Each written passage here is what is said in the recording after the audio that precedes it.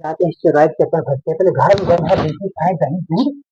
अब तो सब 50-50 की 3 पूरा ट्राई से जाना है और 2 सेकंड होल्ड करना है और 25-25 के साथ शर्मा दीजिए।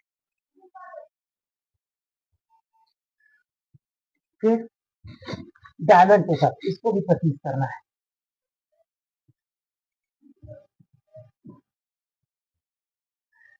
बॉडी ट्रांसफार्म हो जाएगी। सही से कीजिएगा, जल्दी जल्दी मत कीजिएगा। दही खाइए, दूध खाइए। पूरी मैं 120 से 70 केजी हुआ हूँ।